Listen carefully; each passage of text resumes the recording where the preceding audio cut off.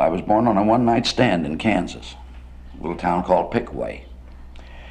My mother, the show traveled on, and my mother stayed there for 2 weeks and then rejoined the show with me. Obviously, you're people who were showbiz. What exactly did they do?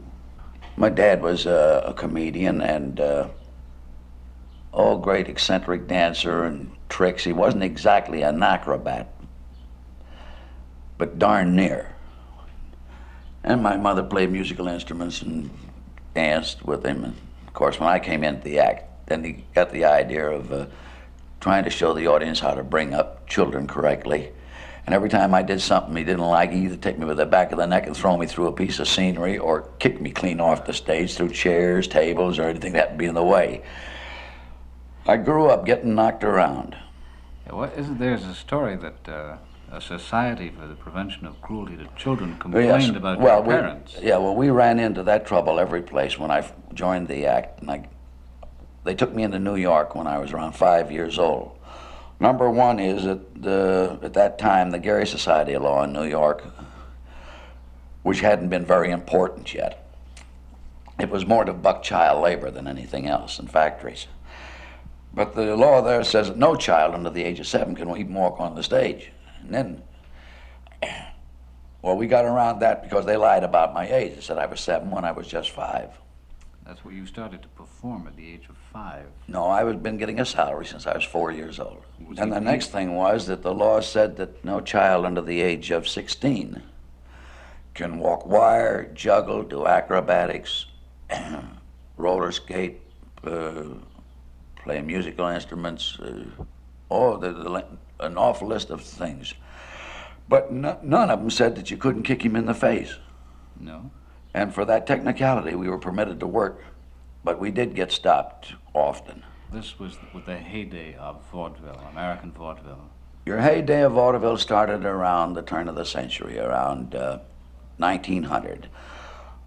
B.F. Keith was the first man to glorify his theaters and made them as high class as any of the legit theaters we had in the country.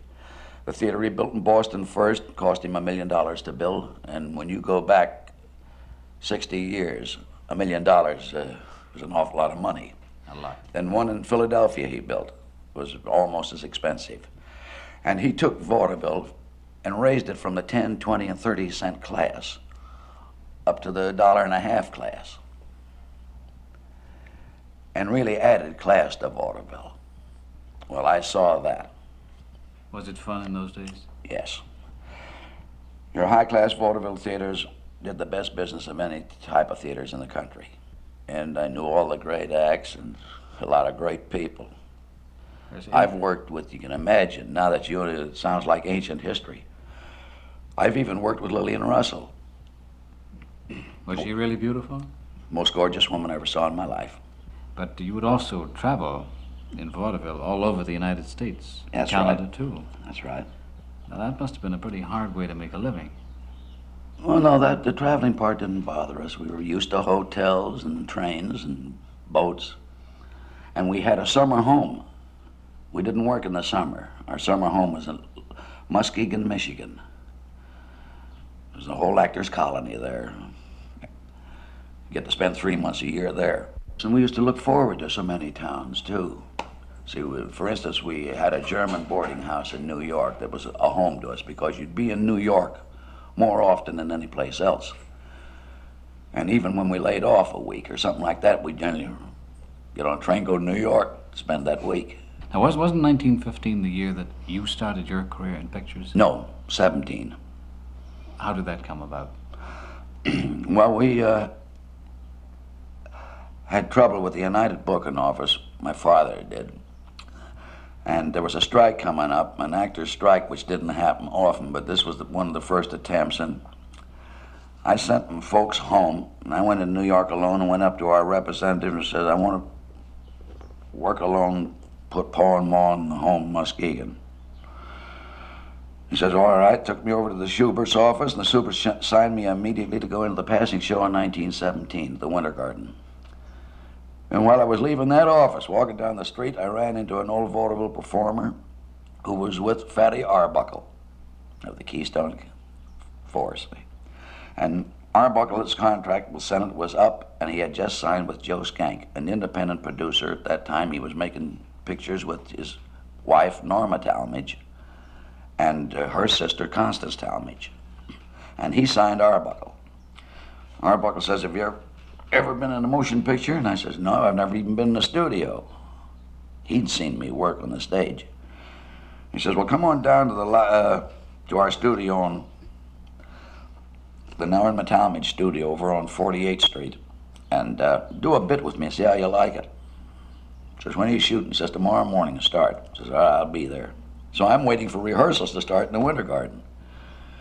I get down, I did that picture, and I was fascinated by everything there was about motion pictures. The first thing I did was get in the cutting room, see how they put the scenes together, projecting room and tear a camera to pieces and everything else. With you was a love at first sight with pictures. Yes, and digging up material. I was a veteran. I didn't know it at the time, but I turned out to be Arbuckle's whole writing staff for gags. Not only that, but your background on the stage prior to that had been visual comedy. That's right, all visual. Which adapted itself very well to pictures. That's right. Slapstick. So I only, instead of doing the one bit in the picture, I stayed there and worked that whole week, went all the way through the picture, and went up to my representative and said, I don't want to go in the Winter Garden, I want to stay in pictures. What was your impression of Hollywood when you came out here for the first time to work? It was marvelous. Well, we actually worked harder, but didn't mind it. All hours of the day?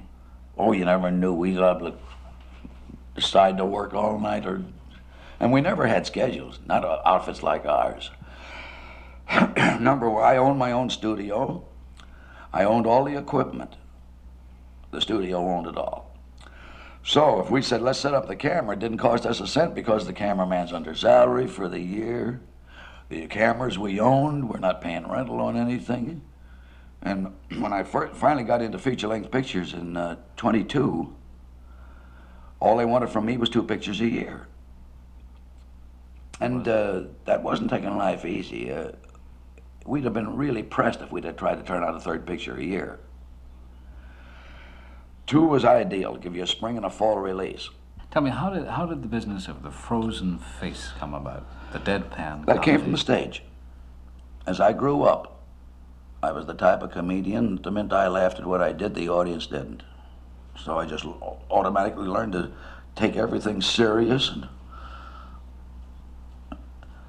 And by the time I was, something like 10 or 11 years old, working with a sober face was mechanical with me. Never even thought about it. So when I went into pictures, I was 21, and I got the reputation immediately called Frozen Face, Blank Pan, and things like that. We went in the projecting room and ran our first 2 pictures to see if I'd smiled. You made sure that you didn't? Well, hadn't paid any attention to it. We found out I hadn't. Just a natural way of working. Would you hope for anything more out of your career than what you've had? No, I had a very interesting career. In other words, I have no complaints.